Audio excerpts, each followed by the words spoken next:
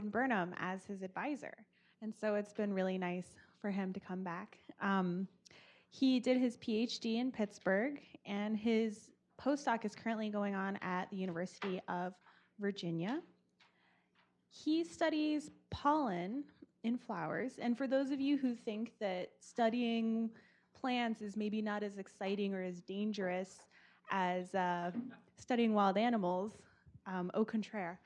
His fieldwork has taken him all around the world, including China, New Zealand, and Colorado, where he once was shot at doing fieldwork.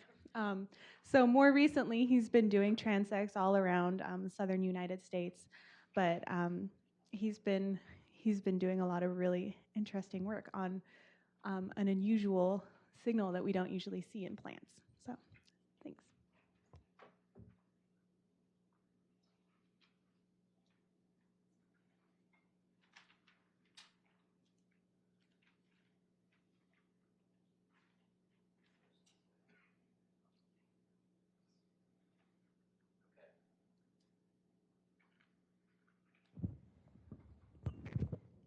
Can everyone hear me? All right. Thank you so much for that introduction, Talia, and thanks to the organizers for setting this up. It's really an honor to be part of such an amazing group of scientists that all study something I'm really passionate about, and that's color. And we've heard a lot of animal talk so far, so I'm going to take you into the world of plants to be the first of maybe 2 plant talks today. And as an evolutionary biologist, I am fascinated by what drives and maintains diversity. And I'm particularly excited about the huge amount of diversity we see in the flowering plants or angiosperms. This is a large radiation. This is just a cartoon of that radiation of species. And you'll notice a lot of variation in the reproductive structure or the flower. There's a lot of variability in the way that plants mate, from complete selfing to complete outcrossing. And one thing you'll notice is that there's a lot of diversity in pigmentation or coloration. It's one of the most important axes of trait evolution in flowering plants. And we think that most of the diversification in floral color has arisen due to selection by pollinator processes. So using this monkey flower as an example, let's say we have populations across the range that segregate for flower color more pink to deeper red. And then there's heterogeneity in the pollination community across the species range, such that bumblebees are dominant in one population, hummingbirds dominate in another. Due to visual perceptive biases, there's selection by these different pollinator types on pigmentation. So we get selection by hummingbirds, for example, for more deeply red pigmented flowers, selection by bumblebees for more of these pink, lighter colored flowers. And what's important to note is that what's actually under selection is the chemical compound that underlies the color, and that's an anthocyanin compound, a secondary metabolite in plants. So over time, we get this divergent selection across space that leads to divergence in floral phenotypes, more deeply red and lighter pink. This can even lead to the process of speciation. This idea that pollinators drive color diversity has really dominated our thinking. And again, we focus on these compounds that are under natural selection, the anthocyanins. What's important about these compounds is that they're part of a large and complex biosynthetic pathway in flowering plants called the flavonoid or anthocyanin biosynthetic pathway. And the end product are these colored anthocyanins. Pelargonidin, cyanidin, delphinidin are some of the main ones. And these give rise to the colors that we get really excited about when we go out in nature and look at flowering plants. What's also important, though, is that there's another arm or branch of this pathway that produces colorless but UV-absorbing compounds called flavanols or flavonoids. And what's really exciting is that these flavonoid compounds have a diversity of functions. They absorb UV so they can act as sunscreens. They're upregulated in response to thermal stress. They can even act as anti-herbivore compounds. So what I think about a lot is that the functions of plant pigments are extremely diverse. And so I think that their evolutionary drivers are more diverse than only pollinators. And what you'll notice in this list, I'm not going through all of it, but you can see that these compounds act to ameliorate stress, abiotic stress, throughout the plant. And we know that abiotic factors are important for driving diversification of pigmentation in many systems. For example, human skin pigmentation or melanism is thought to be an adaptation to UVB irradiance. We see this in many other organisms, including insects like drosophilids and damselflies. We can see that latitudinal and altitudinal gradients in coloration might be underlain by abiotic drivers. My big question is to ask, is the same true in flowering plants? Has our focus on pollinators really left out a really important part of evolution of floral pigmentation, and that is the abiotic environment? So I'm going to be talking today about two separate stories. One on the evolution of petal pigmentation that's only visible in the UV spectrum, and one on the evolution of pollen pigmentation from this bright white to these deep purple pollen grains. And I'm going to be giving brief introductions for each of these, just the traits and the concepts I'll be talking about. So first, what you'll notice on this slide is not a huge amount of color variation, because I don't work on petal pigmentation that's really these bright pinks, purples, and reds, but I work on pigmentation traits that are only in the UV spectrum. So these are human visible flowers across the angiosperms. What you'll notice is that they're uniform in color to us. But when we used UV imaging, UV photography, and collect data only in the UV wavelengths, what we get is a really common pattern across angiosperms. One might call it a convergent pattern, where we have UV absorption down at the base of petals and reflectance out at the tips of petals. This trait, since we've been able to use UV photography and look at it, has been assumed to be a nectar guide for pollinators. So these are traits that signal to a pollinator where the rewards are, and it's supposed to increase their ability to find the rewards quickly and increase the efficiency of the plant-pollinator interaction. What I think is pretty fascinating about these traits, though, is that the compounds that underlie UV absorption are manifested by flavonoids. And again, these flavonoids are important for ameliorating abiotic stress. In a flower, the male and female gametes are housed at the center of the flower. So this is a part of the plant that is really important for fitness. And I think it might be important to protect these structures. So we haven't known about variation in these UV bullseye phenotype traits in any wild species. So I wanted to first just lay the groundwork for studying evolutionary ecology of this trait.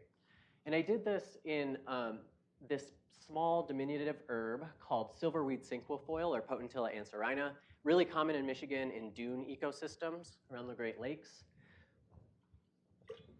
It has this very distinct UV bullseye pattern where there's UV absorption down at the base of the petals and reflection out at the tips. And it has a global distribution. So when thinking about abiotic drivers of diversity, it's important to pick a system that's going to experience a lot of variability in the abiotic environment across its range. So I wanted to ask first, what's the variability? And to do that, I used ultraviolet photography. So I take images of petals in the UV spectrum, and I use digital image analysis to measure the area of UV absorption and then the total petal area to get a standardized estimate of how big that UV absorbing bullseye is.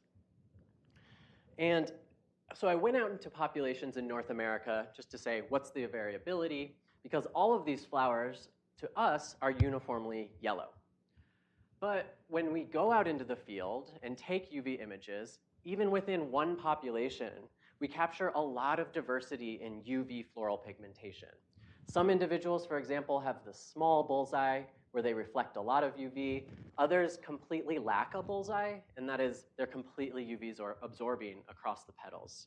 So when we go out into a field of yellow flowers, there's a lot more diversity than we might think, especially to pollinators, which are UV perceptive. So I wanted to ask first, is there variation across populations, and is the abiotic environment important for driving any of that variation? So what I did is, this is a globally distributed species, so I selected latitudinal transects, and latitude is often used as a proxy for the abiotic environment.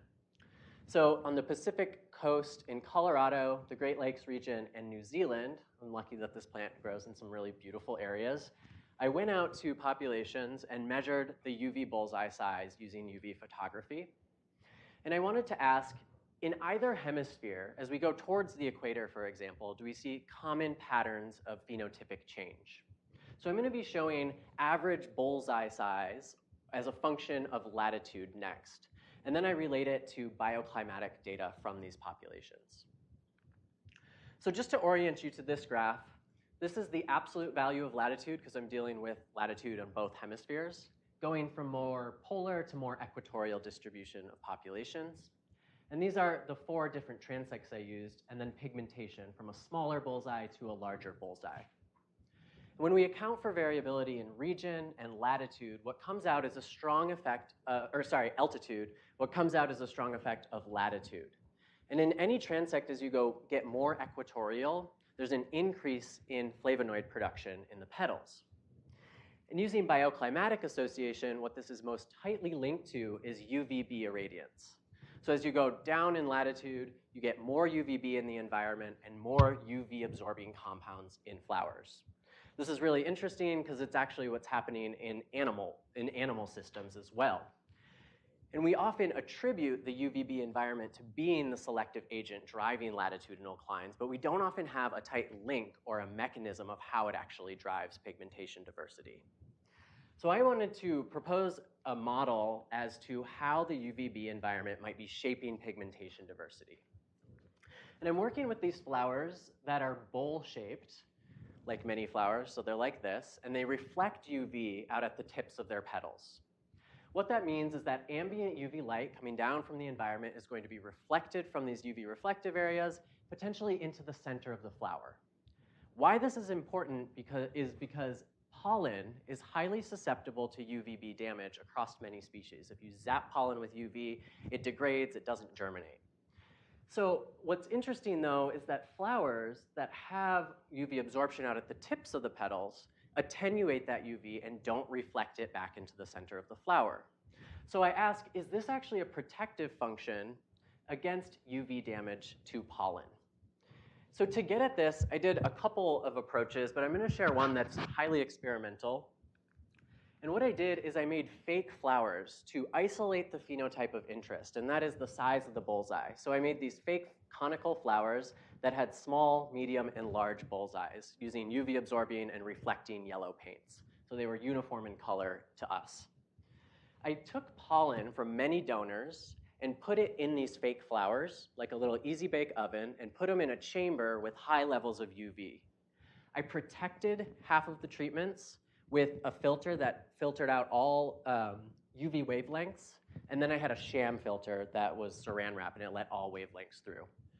What I did is they then measured pollen viability in vitro after exposure or protection from the UV environment. So pollen germinates. Not everybody's a plant person. We often think about seeds germinating, but pollen has to germinate as well to grow a tube down the female reproductive structure for fertilization. So pollen germination is hugely important to male fitness. What I'm going to be showing now is pollen viability as a function of the size of the bullseye and the absence or presence of UV in the environment. First, I want you to focus on these open circles, and this is when UV is absent. Viability is about 60% no matter what the phenotype. However, when UV is present in the environment, we get a reduction in pollen viability in this most UV reflective flower. And then in the most absorbing flower, we have pollen viability on par with all of those flowers that were protected from UV.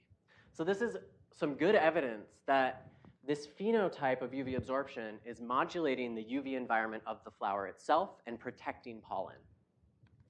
So I hope that together what I've shown is that the UV irradiance environment is contributing to these broad patterns of diversification of floral form within a species. And it provides this novel function for a trait that we think really evolved to influence plant pollinator communication. So I wanted to get at, is this just a phenomenon in one species, or is this something that's actually repeatable across many species? And to do that, I used a very comparative approach. And what I did is I used species in the Potentilla tribe. This is a large radiation in the rose family. And I can use herbarium specimens because flavonoids don't actually degrade over time. So I can go to collections facilities in a very localized area and measure UV absorbing area. So this was collected in 1951, and it's got this really strong UV pattern on it still, which is really cool. And so I then generated a molecular phylogeny for this group using 2 nuclear and a chloroplast marker. And I mapped first the presence of the bullseye and then the absence of a bullseye. And by absence, I mean a flower that's completely UV absorbing. So species vary greatly for this presence or absence of the bullseye, and about 50% have UV reflective patterns on them. So I'm going to be focusing on those 50% that have a bullseye now. This is the trimmed phylogeny, and what you can see is that this is 0% UV absorption to 95% UV absorption on the petals. And I asked, is the bullseye size predicted by a species distribution, so its average latitude and its average altitude, and then by its bioclimatic niche, the temperature, precipitation, and UV experienced across its range. And I controlled for shared evolutionary history using comparative approaches. I'm going to be showing data for the geographic model first. These plots are a little more complex than they need to be. These are phylogenetic independent contrasts. What you can think of this as is an evolutionary transition from more subtropical to a more polar distribution, and an evolutionary transition from a smaller to a larger bullseye. And there's many, many lines because I did this on many phylogenies to account for phylogenetic uncertainty in this group. What I found is that there's a marginal effect that as a species becomes more polar, it has a smaller bullseye. This is exactly what we saw in one of the species, Potentilla anserina. And then a resounding effect of altitude. More alpine species have larger UV absorbing areas on their petals. This is because UVB is elevated at higher elevations or more alpine distributions. There's also an effect of temperature, but these are tightly correlated, UV and temperature, so it's really hard to pick apart from this correlative approach. But with the experimental evidence, it suggests that UV is actually shaping diversity across lineages. And I think this is extremely important because, again, we've focused so much on pollinator-mediated selection that I think we really leave out this abiotic component.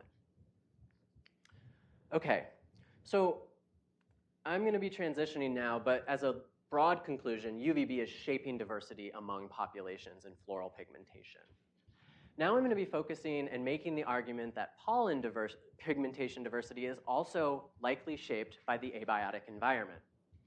So I'm working with this species that shows variability from these bright white pollen, pinky to purple pollen, all within one species.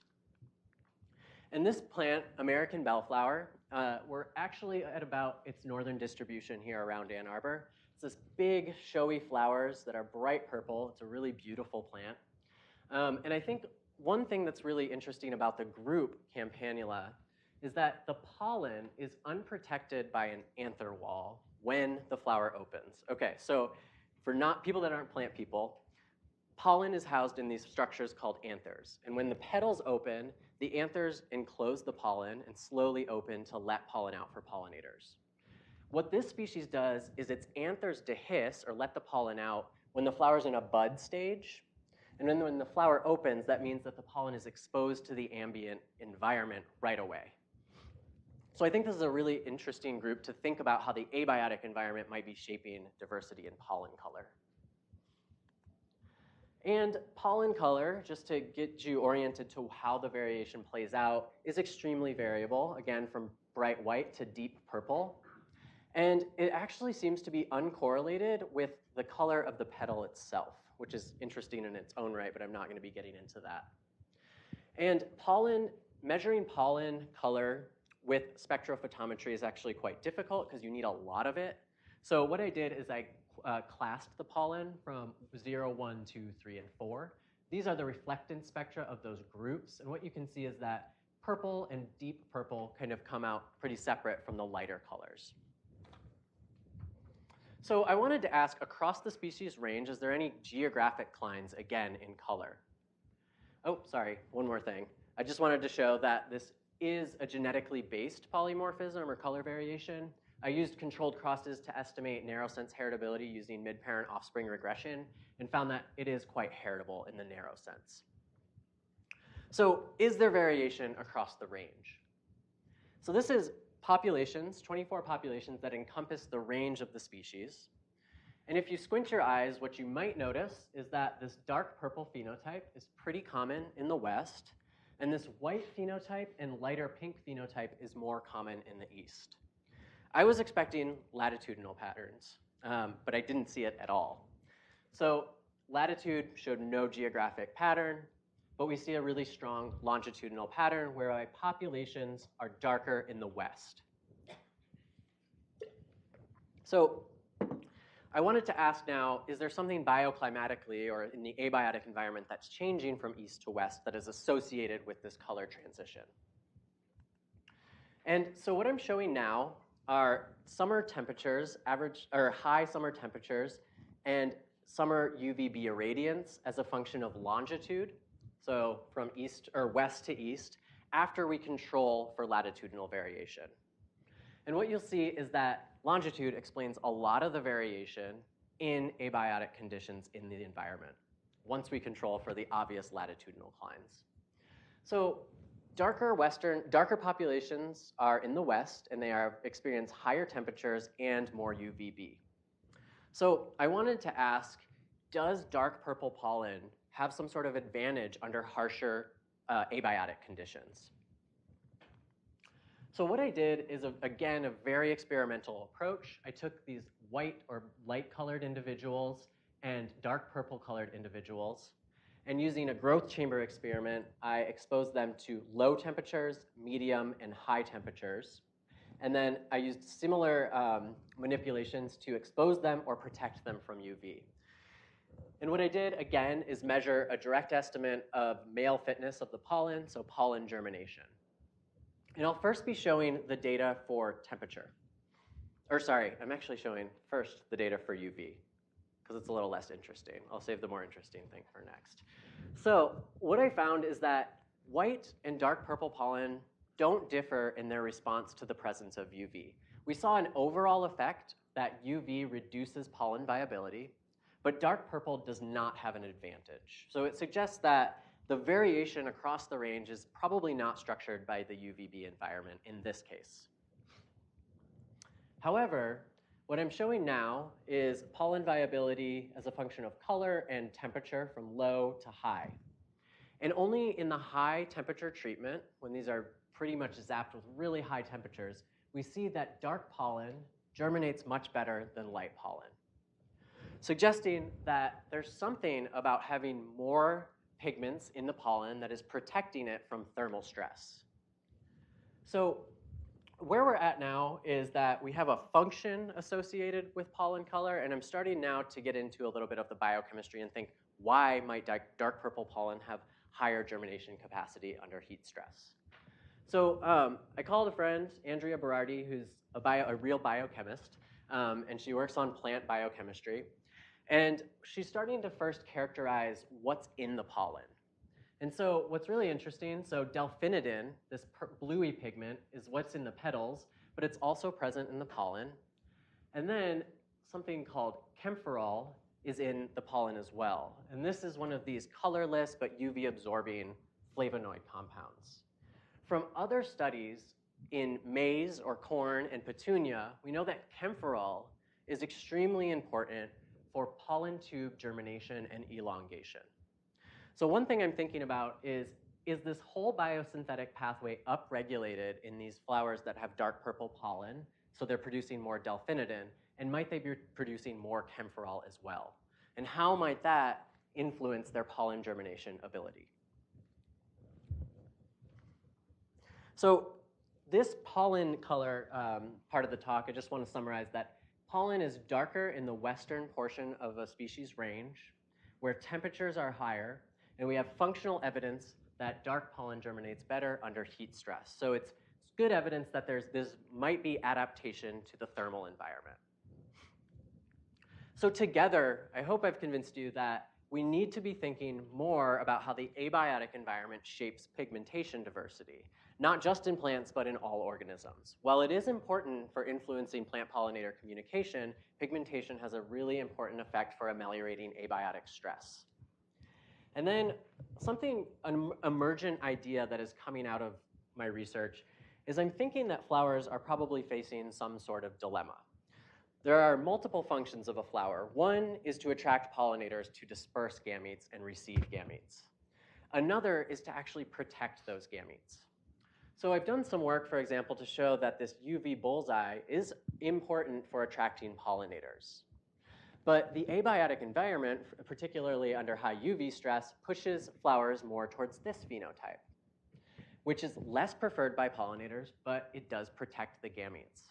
So we might have differential selection by different selective agents at the level of the flower. And so how are plants going to deal with that, especially under global abiotic change, like with things like temperature increases and UV changes across the globe?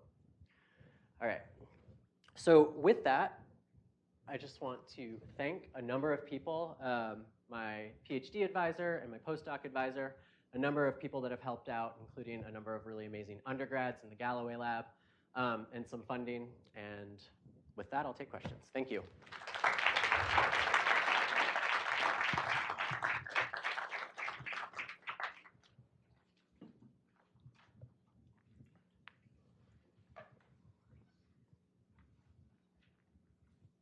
That was a really beautiful talk.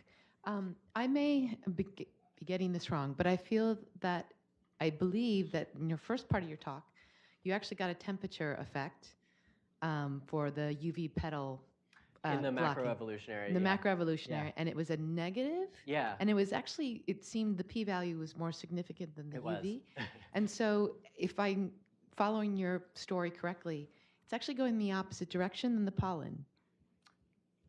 Yes. Right, so higher temperatures lead to darker pollen, but in the flower petal story, higher temperatures lead to less UV absorption. Yes. So can you unpack that more? So what please? I think is going on in the UV absorption part of the talk is that there's this really strong altitudinal effect.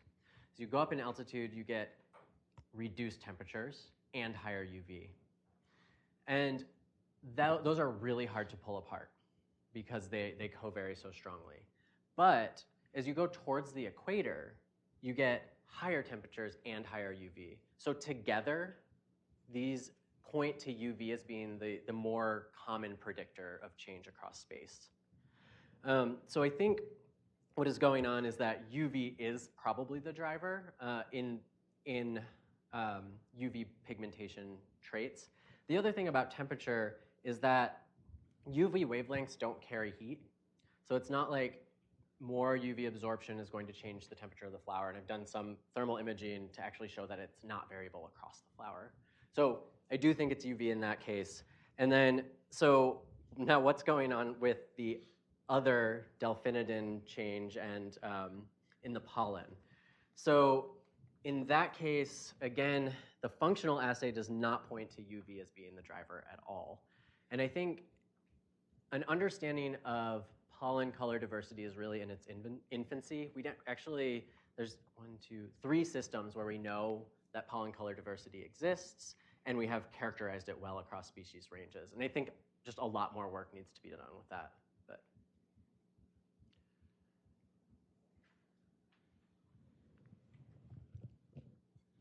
So also referring to the first part of your talk, you showed how within a transect, your UV pigmentation increases with latitude, right? So decreases as you go towards the equator. So it decreases with increasing latitude. Okay. Yeah. But it also looks like each transect, if you compare the transects, it's mostly non-overlapping. So they have very different levels of pigmentation. Is that because of altitude differences in your system, or is it, you think, because of that pollinators could be driving the color, the starting point of color, or? I think there's a lot that could be going on. These are so geographically widespread that it could just be founder effects, for example. And so I know, for example, that this New Zealand species is actually considered a different species, even though it looks the exact same to me. But so I think that it's hard to say what's going on that's segregating the different regions. And I just account that to being founder effects that is affecting these. And in fact, New Zealand, which actually has pretty high UV irradiance, on average, Colorado has the highest, but it has pretty small bullseyes, even though that it co-varies with latitude within New Zealand. So yeah, that's something to think about. And one thing I didn't talk about is that pollinators do care about this trait. And if, for example, you get different pollinator communities, we might expect something more strong preferences in some communities than others.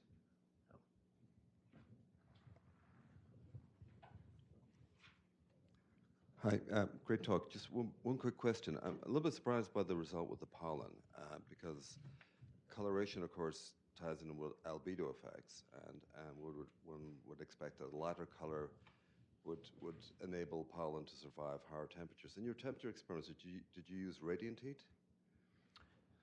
So what we used is these Percival growth chambers, and I'm trying to think if I'm not sure I know exactly what the source of heat is in those.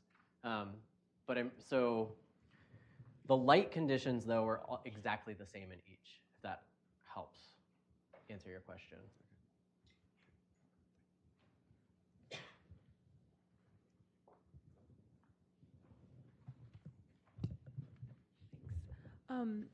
So with your clinal changes in the like the UV bullseye in the cinquefoils, do you also see changes in the circularity or like the bowl shapedness of it? Because that would affect both the angle of incidence of the light as well as the laminar flow around the flower, which has an effect on the pollinators as well. Yes, I have been thinking a lot about shape and how this would be a really cool system to model how changes in petal orientation influence the UV light environment in the flower. So these flowers do have this cool, I would call it even a behavior called nyctinasty, where they close up at night over their pollen and they open throughout the day and they do it again. And so they can change the angles in which they reflect UV light, which I think is extremely cool. And I need to get with someone that's more physics-minded and model-minded to figure this out. But I think it's a really good point.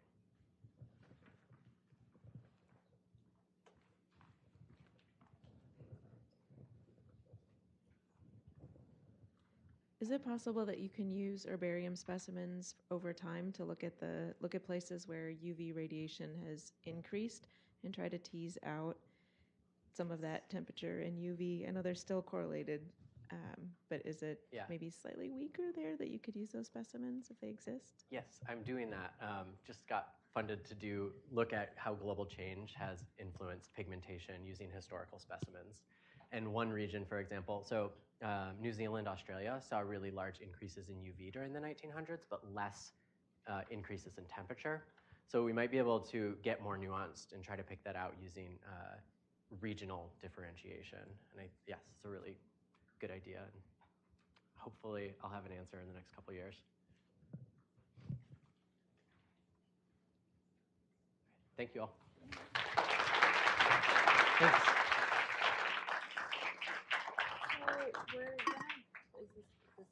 Here, do you want this? We're going to break for lunch, and we'll be back at 2 p.m., but we ask that you wait a couple of minutes so that our speakers can go and